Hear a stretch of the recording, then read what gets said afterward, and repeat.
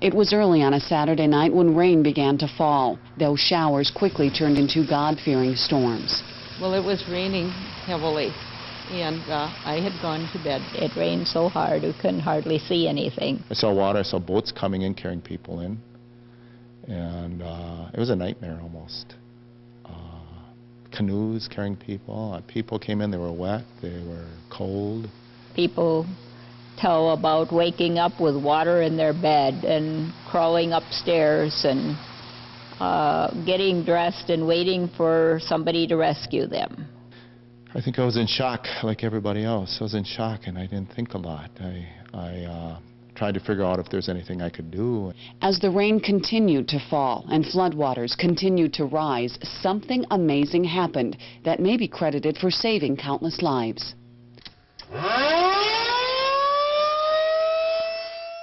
It was in the wee morning hours of that Sunday, August 19th, that warning sirens blew out throughout Rushford. Residents say what the miraculous part of that is that nobody touched a button or flipped a switch. Those sirens went off completely on their own.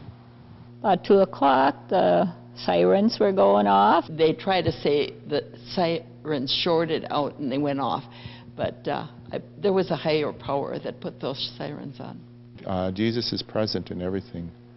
I'm just very aware of Jesus being present. Once much of the shock wore off, the rebuilding began, starting with the very basics. Somebody from the city council came to me and asked me if we could serve people food here. At that point, I said, of course we'll feed the people here.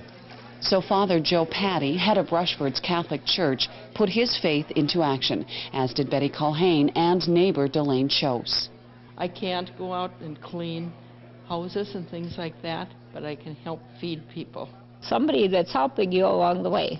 All these 4 weeks, we haven't asked for food, it just keeps coming. We haven't asked for help, and the help keeps coming.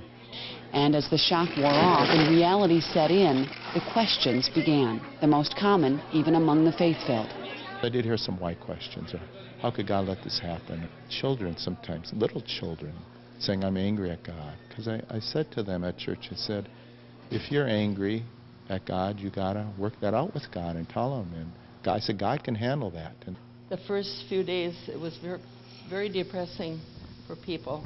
And I think in gathering together with other people and strong faith and everything, I think that He definitely is working in the hearts of the people. But then all the questions and all the pain, we got to feel all of that also. That's part of the cross.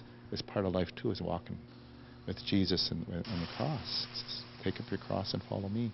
It's a miracle that no one lost their lives. Where was God that night? Where was God that night? With us.